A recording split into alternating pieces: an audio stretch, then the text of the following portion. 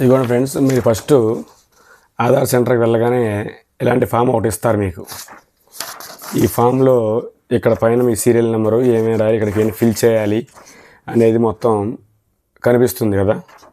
ఈ form fill చేయాలన్నమాట. ఈ ఫామ్ ఫిల్ చేశాక నాది ప్రాబ్లం వచ్చి డేట్ ఆఫ్ బర్త్. దానికి మా వైఫ్ది పేరు మారింది కాబట్టి దానికి సంబంధించిన మ్యారేజ్ సర్టిఫికేట్ కావాలి. ఇది ఒకటి కంపల్సరీగా ఉండాలి. దానికి అదనంగా ఎస్ఎస్సి మెమో ఉండాలి. అది కాకుండా మన బర్త్ సర్టిఫికేట్ కావాలి. ఈ మధ్యనే కొత్తగా ఇదే birth affidavit for date of birth అని అంటున్నారు కదా, ఇదే అన్నమాట. ఇలా చేయించాలి. ఇది చేయించి 4 తీసుకెళ్తేనే అక్కడ పని అవుద్ది, లేదంటే పని అవ్వదు. కంపల్సరీగా వెళ్ళేవారు ఈ డాక్యుమెంట్ తీసుకొని వెళ్ళాలి. గుర్తుంచుకోండి friends. Hi friends, welcome to Telugu update world. మనం ఈరోజు ఆధార్ అప్డేట్ గురించి మాట్లాడుకుంటున్నాం. మనం ఇంతకుముందు చేసిన వీడియోలో ఆధార్ అప్డేట్ గురించి చెప్పాను. ఇది మళ్ళీ వీడియో అనమాట. ఇంతకుముందు నేను వెళ్ళిన ప్రాబ్లం రిజెక్ట్ అయింది. ఎందుకు రిజెక్ట్ అయింది, ఎలా అయింది, ఆధార్ అప్డేట్ ఎలా చేయించుకోవాలి, ఆధార్లో నేమ్ అప్డేట్ ఎలా చేయించుకోవాలి, ఎక్కడ చేయించుకోవాలి, ఎలా చేయించాలి అనేది మొత్తం ఈ వీడియోలో క్లియర్గా చూద్దాం. అలాగే మన వీడియోని చూస్తున్న వారు తప్పకుండా మన వీడియోని లైక్ చేయండి. అలాగే ఈ వీడియోని మీ ఫ్రెండ్స్తో షేర్ చేయండి. చాలామందికి ఉపయోగపడుతుంది. నేను నిన్న ఉదయం వెళ్ళి వాళ్ళకి ఏం చేయాలి అని మొత్తం అడిగాను. ఎందుకు రిజెక్ట్ అయింది అంటే, నేను 3rd ఫ్లోర్లో చేయించుకున్నాను మొత్తం అప్డేట్ అంతా. ఆ చేయించుకున్న పేపర్స్ని టాప్లో ఉన్న 6th ఫ్లోర్లో ఇవ్వాలి అంట. అది నాకు తెలీదు, వాళ్ళు చెప్పలేదు. నేను వచ్చేసాను, అందుకు రిజెక్ట్ అయిందంట. ఇంతకుముందు సెల్ఫ్ డిక్లరేషన్ ఫామ్ ఫిల్ చేసి ఇవ్వాలి అంట, కానీ ఇప్పుడు అది లేదు, తీసేశారంట. ఇప్పుడు డేట్ ఆఫ్ బర్త్ కరెక్ట్ చేయాలి అంటే లాయర్ అఫిడవిట్ చేయించాలంట. అఫిడవిట్ చేయించి ఇస్తేనే అవుద్ది అంట. అది చేయించాను. సరే, అది చేయించిన టైం సరిపోలేదని చెప్పేసి ఇవాళ ఎర్లీ మార్నింగ్ 3 AM వెళ్ళి అక్కడ సీరియల్లో నిల్చున్నాను. ఫస్ట్ టోకెన్ నాకే వచ్చింది. తీసుకుని లోపలికి వెళ్ళి మొత్తం చూపించాను. సార్, మ్యారీడ్ ఉమెన్కి 3 డాక్యుమెంట్స్ అప్లోడ్ చేస్తుంటే తీసుకోవట్లేదండి. అక్కడ ఎలిజిబిలిటీ 2 డాక్యుమెంట్లకు మాత్రమే ఉంది. మరి 3వ తీసుకోవట్లేదు. పైన ఆఫీసర్స్ని కనుక్కొని మీకు చెప్తానని అన్నారు. నేను సరే అని చెప్పి ఒక 1/2 అవర్ వెయిట్ చేశాను. కనుక్కున్నారు. వాళ్ళకి సొల్యూషన్ దొరకలేదు. 1 వీక్ ఆగి రండి, అప్పుడు చెప్తామండి, ఇలా కనుక్కొని మీకు కాల్ చేస్తాము, అప్పుడు రండి అని అన్నారనమాట. అది వాళ్ళు నేను చెప్పుంటే ఇవాళ వెళ్ళకపోయేవాడిని. నాకు ఇవాళ టైం వేస్ట్ అంతా అయిపోయింది. అలాగే ఆధార్ అప్డేట్లో 2 టైమ్స్ లిమిట్స్ అయిపోయిన వాళ్ళు బర్త్ సర్టిఫికేట్ మ్యాండేటరీ, కంపల్సరీగా బర్త్ సర్టిఫికేట్ కావాల్సిందే.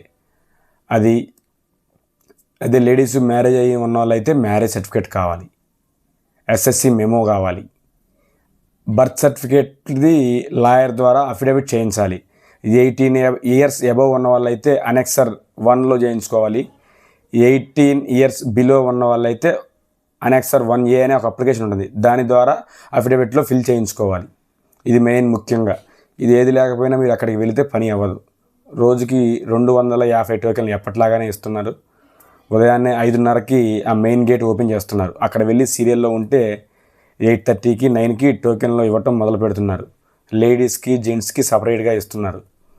అక్కడికి కొత్తగా కార్డులు దిగాలి అనుకునే వాళ్ళు ఆధార్ కార్డు 18 years బిలో ఉన్న వాళ్ళకి మాత్రమే తీస్తున్నారు. 18 years అబవ్ ఉన్న వాళ్ళకి అక్కడ చేయట్లేదు. అలాగే డబల్ ఆధార్ కార్డులు ఉన్నవాళ్ళు కూడా 6th ఫ్లోర్కి వెళ్తే వాళ్ళు ఆ ప్రాబ్లం అక్కడ చేస్తున్నారు. అలాగే చాలామంది నేమ్ చేంజెస్, అంటే అక్షరం తేడా ఉండవచ్చు, లేకపోతే నేమ్ మార్చుకుందాం అనుకుంటవచ్చు. దానికి సంబంధించిన ప్రూఫ్స్ ఏదైనా ఉండాలి. ఇప్పుడు ఎస్ఎస్సి మెమో ఉంది, అది కాకుండా ఇంకోటి ఎక్స్ట్రా ప్రూఫ్ ఏముంది, voter ID, residential certificate, passport, ఇవన్నీ చూసుకుంటున్నారు. అది సెకండరీ ప్రూఫ్గానే. అసలు ప్రూఫ్గా రాజపత్రం అనేది అక్కడ కావాలి. తెలంగాణ స్టేట్ వాళ్ళైతే తెలంగాణ రాజపత్రం, ఆంధ్రప్రదేశ్ స్టేట్ వాళ్ళైతే ఆంధ్రప్రదేశ్ రాజపత్రం కావాలి అని అడుగుతున్నారు. ఈ రాజపత్రానికి ఏం చేయాలంటే మళ్ళీ లాయర్ నోటరీ చేయించుకొని మనం పేపర్లో వేయించుకోవాలి, ఇలా పేరు మార్చుకుంటున్నామనేది. ఆ పేపర్ క్లిప్పింగ్ని వాళ్ళకి ఇస్తే వాళ్ళు రాజపత్రానికి అప్లై చేసి రాజపత్రానికి ఇస్తారు. ఇది ఓవరాల్గా అటుగా 15 నుంచి 30 days పడుతుంది ప్రాసెస్. ఇది కంపల్సరీ అన్నమాట. ఈ మెయిన్ పాయింట్లను బాగా గమనించి మీరు ఎక్కడికి వెళ్ళాలో తెలుసు కదా మనకి, మైత్రీవనం, అమీర్పేట మైత్రీవనం స్వర్ణ జయంతి కాంప్లెక్స్లో థర్డ్ ఫ్లోర్లో ఇవి చేస్తుంటారు అనమాట. Aadhaar corrections, updates, Aadhaar suspend అయినా కొత్త ఆధార్ అలాంటివి, ఇలాంటి ప్రాబ్లమ్స్, మన బయోమెట్రిక్ ప్రాబ్లమ్స్ ఇలాంటివన్నీ 6th ఫ్లోర్లో కనుక్కోవడానికి కూడా అక్కడ టోకెన్ తీసుకోవాలి. నేను నిన్న ఉదయం వెళ్తే 11 గంటలకి నా టోకెన్ సీరియల్ వచ్చేసరికి 3 గంటలు అయ్యింది. చూడండి ఎంత జనాభా వస్తున్నారు. 5 రాష్ట్రాల ప్రజలు ఇక్కడికి వస్తున్నారు. వాళ్ళ నుంచి సరైన సమాధానం కనుక్కోండి మీరు.